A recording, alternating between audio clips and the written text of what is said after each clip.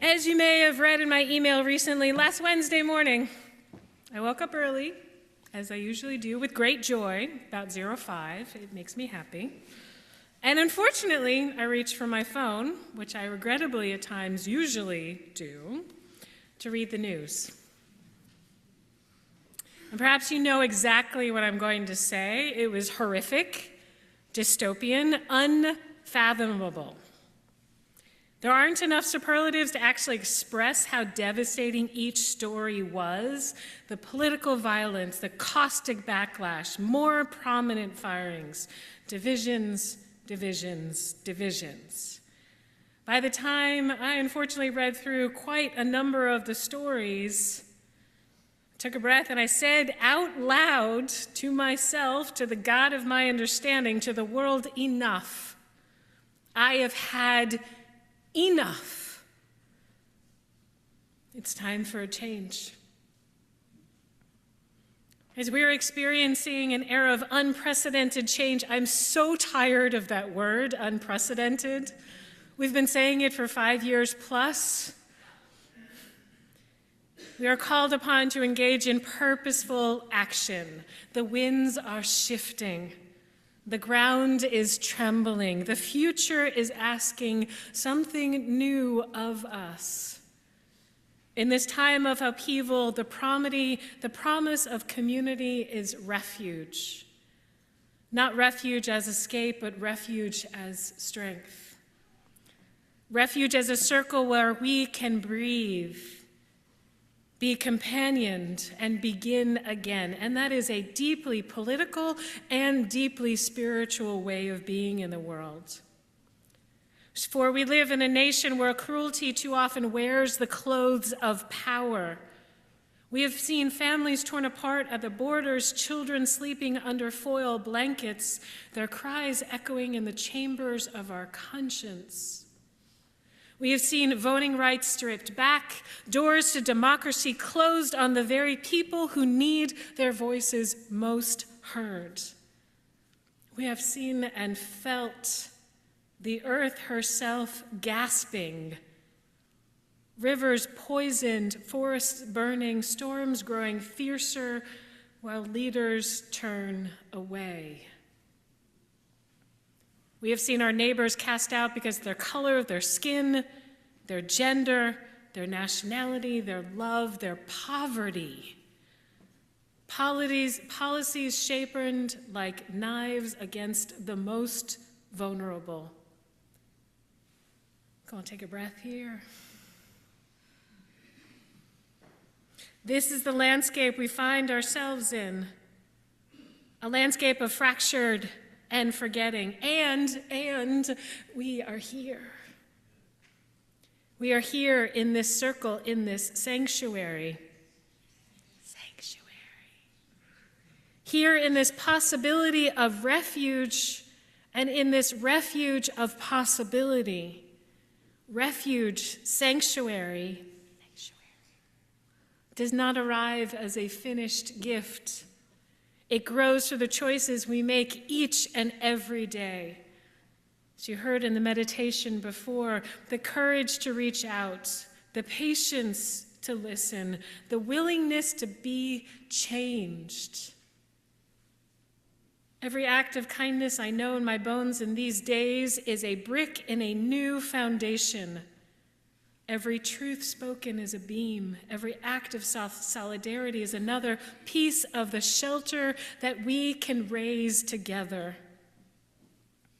And to those among us who are our newcomers, perhaps visiting us for the very first time, perhaps hearing the words of Unitarian Universalism anew, we want you to know this. There is room for you here. Amen? Amen. There is room for you here. Your questions are welcomed. Your doubts are welcomed. Your gifts are needed. You do not have to be perfect because we are perfectly imperfect here, or good enough to belong. You only need to bring your full self and help us keep building that refuge of love, care, and witness. The core values of Unitarian Universalism guide us into this holy building. JETPIG, will you say them with me? Justice, equity, transformation, pluralism, interdependence, generosity, with the love at the center of all that we do. Justice reminds us that refuge is not real unless it dismantles oppression, including that which is within us. Equity calls us to create conditions where all can thrive, not just the privileged few. Transformation invites us to grow, to be reshaped, to become more than we once thought possible. Pluralism teaches us that there is wisdom in many voices, many cultures, many faiths, and we are stronger together. Interdependence roots us in the web of life, reminding us that we belong to each other and to the sacred earth. And generosity flows through it all. Open hands, open hearts, open doors. And one of those of us who feel disempowered, do we have those moments? I know, because you've told me. Dipping into the depths of despair. I won't ask you to raise a hand, but I know you know that place. For those of us who feel the weight of the world pressing down on our shoulders and on our chest, that weight that whispers, you have no power, you have no voice, you have no way. That's a lie. Beloveds, there are ways. Small and real and holy ways that we can choose a deeper path of living. I'll give you 3. Come back and you'll get more. First, reclaim your voice in community. Isolation feeds powerlessness, while circles of belonging feeds courage. Show up at a table, sing a hymn, light a candle.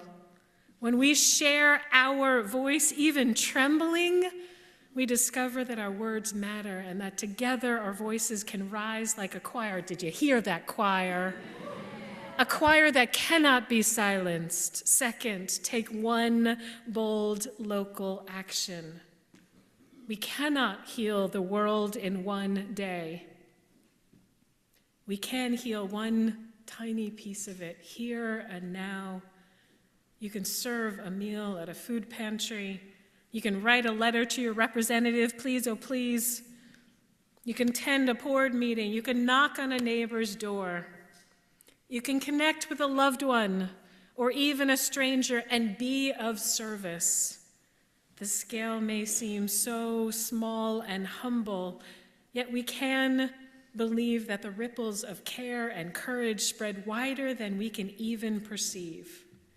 Third, practice daily resistance of the Spirit. When the world heaps despair upon us, we resist by rooting ourselves in spiritual practices. As Marian Anderson said, prayer begins where human capacity ends. So pray, journal, meditate, walk in the woods, sing a freedom song, sit into the silence until you feel your breath returning. Beloveds, these are not escapes. These are the training grounds of hope. This is the holy labor of our age, to refuse the lie of isolation, to push back against despair, and to embody and empower the community. This is work not only for those already here and yet to come. We are called to be good ancestors in our time, today. But it's also for the asylum seekers waiting in detention and their children. It's for our trans youth who had told them there is no place for them and their children. It is for the worker who cannot make ends meet and their children. It is for the grandmother who wonders if anyone remembers her name. We will. When we build refuge, we are saying, you belong. When we build refuge, we are saying, your life matters. When we build Refuge, we are saying we will not be ruled by cruelty. We will be guided by love. Dr. King has been coming to me so often in these times. And he reminds us we must accept finite, say it with me if you know it, we must accept finite disappointment, but never lose infinite hope. This is not easy work. But as Ella Baker declares, give light and the people will find their way.